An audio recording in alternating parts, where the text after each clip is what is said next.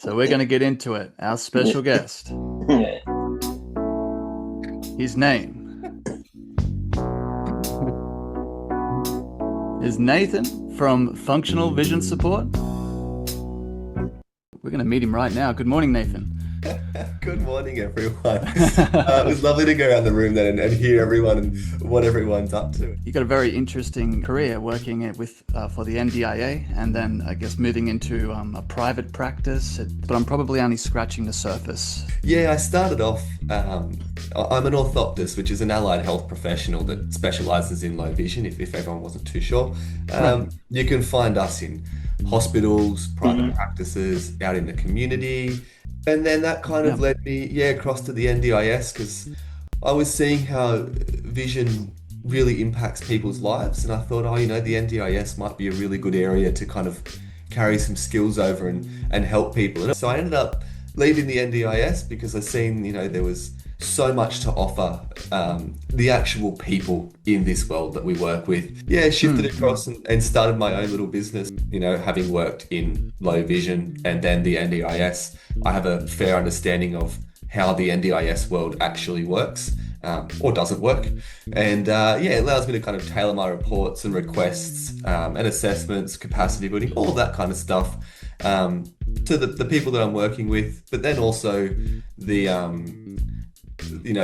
make sure things are done in a way that the public servants in the NDIS can actually understand. So, yeah, it's been fun. It's been a great journey. I guess a couple of things that came to mind when you were talking then is just how much those skills that you learnt in the NDIA would cross over to the things that you're now doing in your private practice and writing assessments and that's really a language in itself. Isn't it NDIS ever? and writing reports, and I think people like yourself are really important to connect with. Absolutely. I think everyone's got some engagement with the NDIS here and even just government services in general, whether that's the ATO or Centrelink, Medicare. They might provide a great service, but they generally don't make it very easy to engage with them. The people that often work in these agencies or departments, they may not have an understanding of health or disability for the NDIS perspective, or they may only have a very basic understanding. If we wanted to have people who have got great specialist skills, we'd be looking at doctors, and we can't just have a public service that's made up of doctors who understand absolutely everything. I mean, God, we'd all go broke.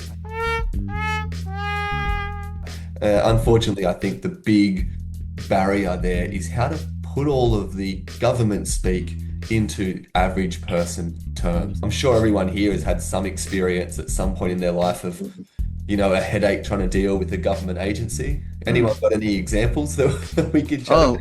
Well, let's go around. Kieran, do you have anything to say about that? If you're comfortable talking about it. Yeah, there was one instance where lady, I think it was from the NDIA, she rang us up and she said, what's this about you going to the gym with Maria on a Monday and swimming? And so Yeah. I told her all about it. And So there's questioning she said, what you're doing. That's Yeah. ridiculous. That's ridiculous. That's not what the money's for. And why don't you just buy a guide dog? How insulting. A guide dog's not going to tap you on the shoulder when you've been in the pool for 2 hours and say, okay, Kieran, time to go. We did see some great success stories in the NDIA. People who weren't receiving a lot of support at all or had been quite isolated for their entire life. We were able to work with them and put a bit of a plan in place. One that really sticks with me was I think they were an Italian couple, and they would have been, I think it was 86 and 87, and they had their late 50s daughter living with them. And she had a cognitive impairment, and they had looked after her their entire life. They had never taken any government subsidy. They had never done, any NDIS engagement for the whole 56 years of her life. That was just kind of their upbringing. And then they they decided to apply to the NDIS because it was getting a little bit difficult to just help with the bathing and the showering and the dressing. Yeah. And all they wanted was an hour a day to come in, for someone to come in and help do those tasks. And we just thought, wow, what an amazing, family that they've got this bond together and everything.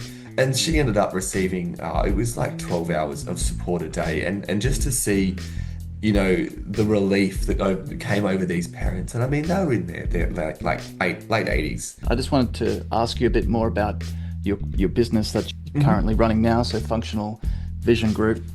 What does a usual day look like for you? So with Functional Vision Group, I tend to go out to people in the community, clients of mine, and we'll sit down, we have a chat with them about, who they are, what they're trying to achieve, things that they struggle doing. One thing that I always find really beneficial is the more specific someone can be, the better it is for me as an allied health professional to find ways to help them to get around. For example, someone who might say, I just have a lot of trouble at home. Yeah, that's okay. I understand you might have a lot of trouble at home, but it's not very clear on what they're actually after.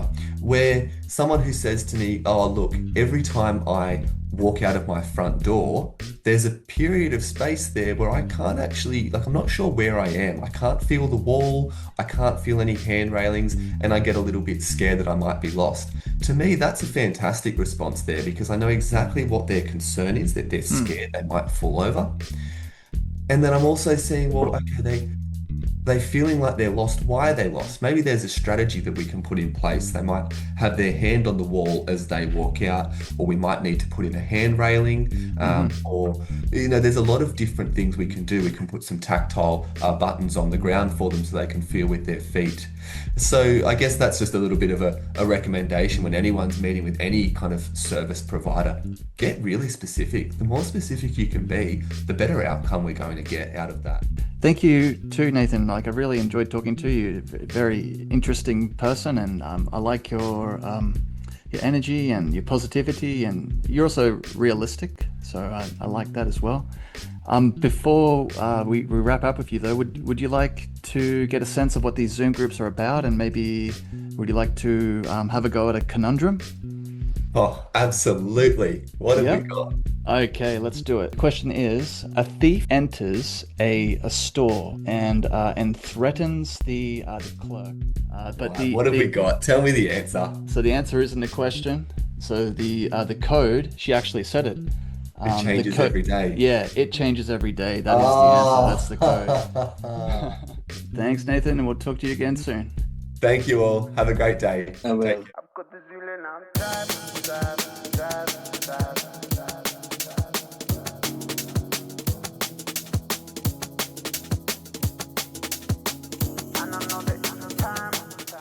almost have so much fun.